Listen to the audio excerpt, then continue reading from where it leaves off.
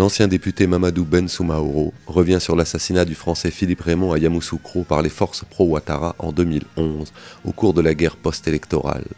Au moment où François Hollande et son gouvernement viennent d'obtenir à hauts frais la libération des 7 Français enlevés au Cameroun par le groupe islamiste nigérian Boko Haram, l'ancien directeur général de la RTI dénonce le mutisme, voire la complicité de l'Élysée dans ce dossier. Après Sarkozy et Ouattara qui n'ont daigné ouvrir d'enquête à ce sujet, Hollande a-t-il décidé de se faire complice du meurtre du professeur agrégé en sciences industrielles ? Tout porte à le croire. Un homme est mort. Il était blanc. Nous sommes noirs. Après sa mort, il était toujours blanc. Après sa mort, nous sommes restés noirs. Cependant, ce que nous avons en commun avec cet homme, c'est notre évidente et incontournable appartenance à l'humanité. Il s'appelait Philippe Raymond, et il avait décidé d'offrir à l'Afrique toutes ses richesses cognitives acquises à la suite d'un dur labeur personnel. Il était professeur agrégé en sciences industrielles. Il avait, en Afrique, choisi le Sénégal puis la Côte d'Ivoire, mon pays. À l'intérieur de ce dernier choix, il avait résolument décidé de soutenir la démocratie et la vérité. Ce n'était même pas une question de courage, c'était tout simplement pour lui une question de conviction. Je ne connais pas cet homme. Comme vous le voyez, je regrette de ne l'avoir jamais rencontré. J'ai simplement eu le lointain privilège de l'entendre parler un soir à la télévision nationale de Côte d'Ivoire. L'effet qu'il m'a fait était assez étrange. J'étais assailli d'interrogations et d'une peur certaine. Le contexte, bien évidemment, était un facteur aggravant des risques que prenait cet homme. Qu'est-ce que ce blanc vient-il faire dans nos affaires déjà très compliquées ? Et pourquoi ose-t-il asséner des évidences que même nos économistes et nos dirigeants les plus à gauche n'ont jamais transmis à leur jeunesse et à leur peuple comme hypothèse d'école ? Philippe Raymond a osé ce que nous n'avons jamais eu ni le courage ni même l'idée de faire.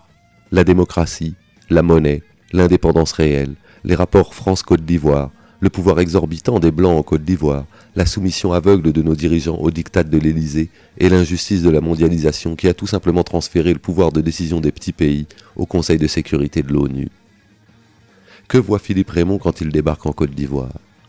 L'enseignant constate que nous sommes sous la tutelle des grandes puissances. Il voit que nous sommes ni plus ni moins que le petit protectorat des grands États de l'Occident.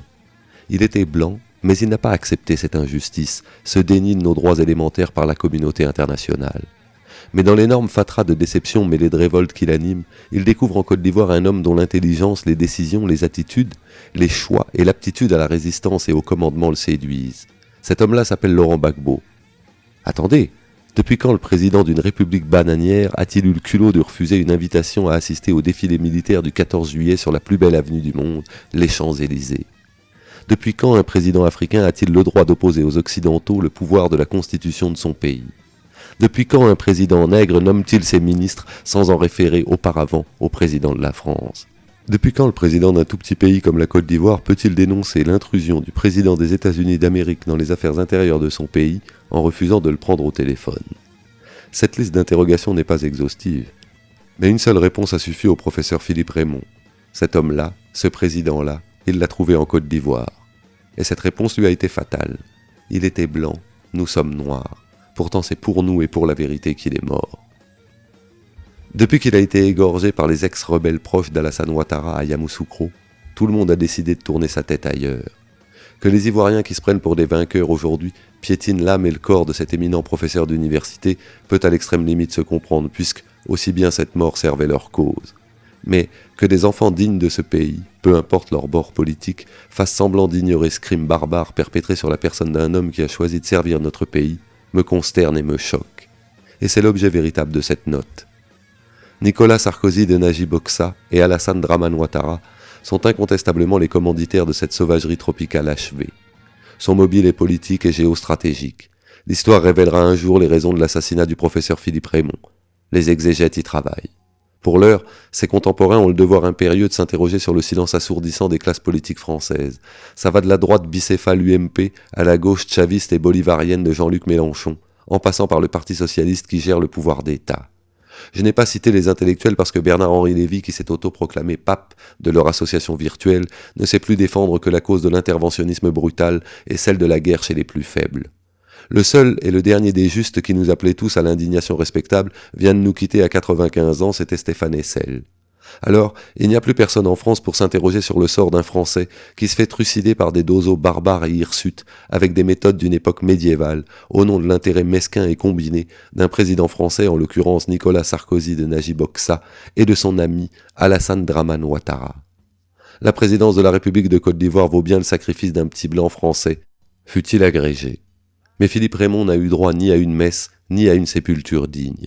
Son corps traîne dans un fossé creusé à la va-vite dans la brousse de Yamoussoukro. Aucune enquête n'a été ordonnée, ni par le pouvoir d'Alassane Dramane Ouattara, ni par celui de Nicolas Sarkozy de Najib Oksa. On ne s'est donné la peine de rechercher ni les assassins, ni les commanditaires directs ou indirects. Personne ne sait même si les parents de l'infortuné professeur ont été informés de la mort de leur fils. Peut-être les a-t-on menacés de représailles s'il s'agitait trop, ou peut-être les a-t-on payés pour qu'ils se taisent à jamais. Parce qu'avec Sarkozy, tout peut arriver. Nous sommes bien placés pour le savoir. Même après toutes ces questions sur l'attitude scandaleuse de la France, on ne saurait se satisfaire de la discrimination dont souffre le cas Philippe Raymond. Qu'est-ce que cet homme a bien pu faire à la France pour mériter une telle punition post-mortem ? Nicolas Sarkozy a volé personnellement au secours des voyous de l'Arche de Zoé au Tchad, puis exigé la libération de Florence Cassé, au point de provoquer une rupture des relations diplomatiques avec la République du Mexique. François Hollande, qui arrive sur le tard dans le dossier, agite en faveur de la belle Florence. Que dire du combat personnel de Dominique Galouzeau de Villepin pour Ingrid Betancourt ? Jacques Chirac a bombardé la moitié de la Côte d'Ivoire pour les 9 soldats français dont on a réussi à imputer injustement la mort à Laurent Gbagbo.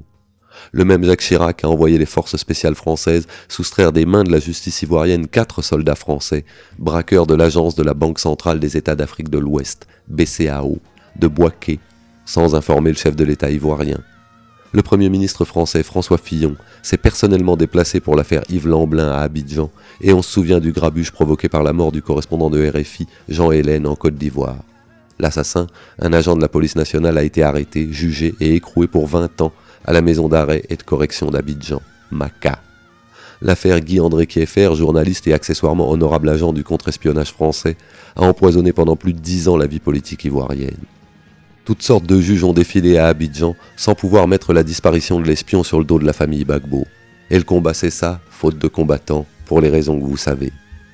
Le 7 mars 2013, l'assassinat d'une religieuse à Madagascar a fait la une de nombreux journaux français et suscité la réaction de l'ambassadeur de France à Antananarivo. Il a provoqué l'arrestation de plusieurs présumés coupables. Mais alors, encore une fois, comment expliquer le silence de la France quant au cas du professeur Philippe Raymond ? Pourquoi a-t-on enterré le dossier avec le défunt ? L'affaire Philippe Raymond est-elle classée secret défense et pourquoi ? J'en suis même arrivé à me demander si Philippe Raymond était bien français. Ou peut-être a-t-il été déchu de sa nationalité française. J'ai cependant un secret espoir, celui de voir réagir les ONG et les associations de défense des droits humains. J'ai été singulièrement étonné de ne trouver aucune allusion sur l'affaire Philippe Raymond dans le rapport annuel 2013 d'Amnesty International. Pourtant, ce rapport de 100 pages était d'une grande rigueur morale et d'une grande qualité technique et juridique. La cause de la vérité a été bien servie. Mais sur l'assassinat de Philippe Raymond, rien n'est signalé, même pas l'ouverture d'une enquête. Un vieillard africain, donc une bibliothèque, m'a dit un jour une chose dont j'ai pu vérifier l'extraordinaire exactitude. Dans la vie, il y a 2 choses qu'on ne peut pas cacher, l'argent et un cadavre. Quoi que vous fassiez, ces 2 choses remontent toujours à la surface. Le squelette de Richard III surgit des entrailles de la terre britannique après 5 siècles, et l'argent de Kadhafi éclaboussa le monde après 42 ans. À bon entendeur.